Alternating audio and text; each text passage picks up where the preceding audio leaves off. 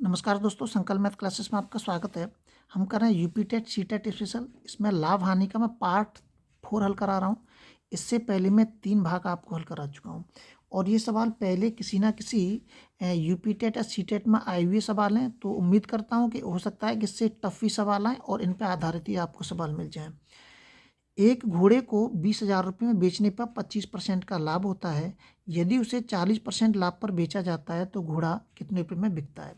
आपको विषय ध्यान रखना है। वैसे तो एक एक करके अगर इसको निकालेंगे तो लेंथी हो जाएगा थोड़ा सा। ये कह रहा है 20,000 रुपये बेचा जाता है, इसका मतलब सेलिंग प्राइस दे रखा है। अगर सेलिंग प्राइस दे रखा हो और हमें उसने क्या सेलिंग प्राइस क्या है दिया है, ध्यान रखना। सेलिंग प्राइस अगर दिया है और कॉस्ट प्राइस हमको निकालना है, और यदि कॉस्ट प्राइस दिया है और सेलिंग प्राइस निकालना है, बस इन पॉइंटों का आपको ध्यान रखना है। सारे सवाल आपकी समझ में अच्छे से आ जाएंगे। अब अगर इसमें क्या दे रखा है, सेलिंग प्राइस दिया है। अगर सेलिंग प्राइस दिया है तो जो लाभ हानि जो देता है, तो उस लाभ हानि का हम सेलिंग प्राइस में क्या कर देंगे, सीधा भाग दे देंगे। 25% का लाभ हो रहा है तो 100 में 25 जोड़ दूंगा, 125 हो जाएगा। अब ये जो निकल के आया ये हमारा कॉस्ट प्राइस निकल के आ गया। अब सेलिंग प्राइस दिया है तो लाभ हानि का अगर मैं सेलिंग प्राइस में भाग दे दूंगा तो मुझे कॉस्ट प्राइस का पता चल जाएगा। अब वो कह रहा है कि यदि उसे 40% लाभ पे बेचा जाता है तो लाभ हानि किस पे निकालते हैं, हमेशा कॉस्ट प्राइस भी पता करते हैं।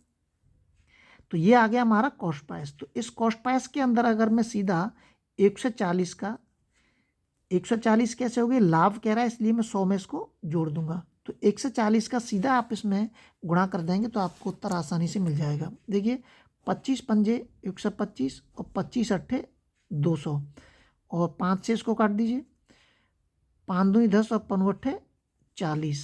अब ये आ गया 800 इंटू के 28। इसका आप इसमें गुणा कर दीजिए, 8 अट्ठे 64 और 8 दूनी 16, 16 और 6 के 22 और 2 इसके बाद जीरो रख दीजिए। कितना हो जाएगा, 22,400 रुपये का घोड़ा उसको बिकता। अब वो कह रहा है यदि उसे 40% लाभ पे बेचा जाता तो घोड़ा कितने में बिकता, तो 22,400 रुपये का बेचता। ध्यान रखना है, मैंने यहाँ पर 2 पॉइंट बताए। यदि सेलिंग प्राइस दिया है तो आप लाभ हानि का भाग दे दीजिए, और यदि कॉस्ट प्राइस दे रखा है तो उस लाभ हानि का आप गुणा कर देंगे। 125 का फिर भाग नहीं देते इसमें, फिर जो कॉस्ट प्राइस अगर देता तो उसमें सेलिंग प्राइस निकालना पड़ता। तो सेलिंग प्राइस निकालने के लिए हम कॉस्ट प्राइस के अंदर लाभ हानि का गुणा कर देते हैं, और कॉस्ट प्राइस निकालने के लिए सेलिंग प्राइस में लाभ हानि का भाग दे देते हैं। ये आपको याद रखने हैं। अगला सवाल देखते हैं। अगला सवाल दे रखा है, राम ने एक साइकिल 1,000 रुपये में खरीदा। कितने में खरीदा है उसने, 1,000 रुपये में। 20% के लाभ पर उसने बेच दिया। तो जाहिर सी बात है, कॉस्ट प्राइस दे रखा है तो हम क्या कर देंगे, इसमें गुणा कर देंगे। 120% हो गया, परसेंटेज का मैंने 100 कर दिया। अब वो कह रहा है उसे श्याम को बेच दिया। श्याम ने उसे 10% घाटा सहन करके मोहन को बेच दिया। अब उसने फिर से बेच दिया है, मतलब ये क्या, ये कॉस्ट प्राइस ही निकलता चला आ रहा है। तो फिर से बेचा है तो इसका मतलब सेलिंग प्राइस, ये 10% घाटा का मतलब 90/100 हो जाएगा हमारा। इसकी कैलकुलेशन कर दीजिए, उत्तर मिल जाएगा। 4 जीरो हैं, हम भी 4 जीरो में गुणा काट देते हैं। 12 नम्मा 61। कितने रुपये में मोहन ने वो कितने रुपए में खरीदा, 1,080 रुपये में खरीदा। अगला सवाल देखते हैं। अगला सवाल दे रखा है उसने, एक दुकानदार ने एक साइकिल 10% की हानि पर बेची। 10% की हानि पर बेच रहा है, वो ध्यान रखना है। वह साइकिल कितने रुपए में बेचता है कि उसे 19% की हानि होती। 10% की हानि पर विक्रय मूल्य उसने 1,200 रुपये दे रखा है, मतलब 10% की जो हानि पे बेची है इसका जो सेलिंग प्राइस दे रखा है उसने 1,200 रुपये दे दिया। मैंने अभी बताया था, अगर सेलिंग प्राइस दे रखा हो और उसको लाभ हानि दे रखी हो और उसमें से अगर हमें कॉस्ट प्राइस निकालना है तो उसका क्या कर देंगे, हम भाग दे देंगे सीधा।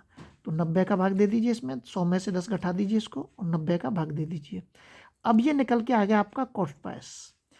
अगर इस कॉस्ट प्राइस पे मुझे, वो कह रहा है कि इस कॉस्ट प्राइस पे मुझे 19% की हानि चाहिए, तो 19% की हानि चाहिए तो मुझे कितने बेचना होगा, वो 81 में बेचना होगा। जीरो से जीरो काट दूंगा, 9 नम्मा 81 हो जाएंगे, 12 नम्मा 108। कितने में बेचना होगा, 1,080 रुपये में उसको वो बेचना होगा, तो उसको 19% की हानि हो जाएगी। अगला सवाल देखते हैं। अगला जो सवाल दे रखा है इसमें,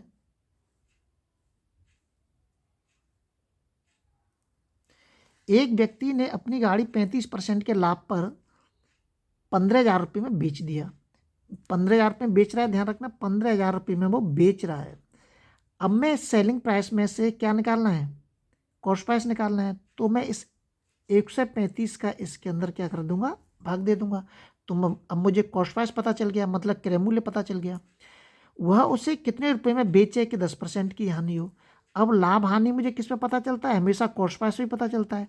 तो इस कॉस्ट प्राइस में मैं कितने रुपए की हानि कह रहा है, वो 10% की हानि चाहिए। तो इसका मतलब इसमें मैं कितने में बेचूंगा, इसको 90 में बेचूंगा। तो काट दीजिए इसको, 9 × 9 और 9 से कट जाएगा 15 बार, 15 से कट जाएगा 1 बार। तो कितना आ जाएगा, 1,000 इंटू के 10 बराबर के 10,000 रुपये में। अगर उसको वो 10% की हानि पर अगर उसको बेचनी है तो वो 10,000 रुपये में उसको बेचनी होगी। अगला सवाल देखते हैं। अगला जो सवाल दे रखा है इसने, ये सवाल बहुत अच्छा है। एक व्यक्ति अपना 10% के लाभ पे बेचता है। ये कह रहा है एक व्यक्ति अपना सामान 10% के लाभ पे क्या कर देता है, बेच देता है। अब वो कह रहा है यदि वह उसे 15% के लाभ पर बेचता तो उसे 200 रुपये अधिक मिलते। तो बताइए सामान का क्रय मूल्य क्या है। अब देखिए पहले वो 10% के लाभ पे बेच रहा है, फिर वो बेच रहा है उसको 15% के लाभ पे। तो जैसे ही 10% से वो 15% पे पहुंचता है तो उसको लाभ कितने का हो रहा है, 200 रुपये का हो रहा है। अब इस लाभ में, इस परसेंटेज में आपको कितने का अंतर दिख रहा है, 5% का। जैसे ही 5% का अंतर होता है लाभ का, तो रुपयों में वो अंतर कितना हो जाता है, 200 रुपये का।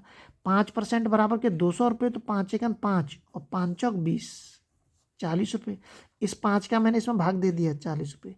1% बराबर 40 रुपये, तो 100% बराबर कितना हो जाएगा, 100 का इधर भी गुणा करेंगे और 100 का इधर भी गुणा करेंगे, 4,000 रुपये।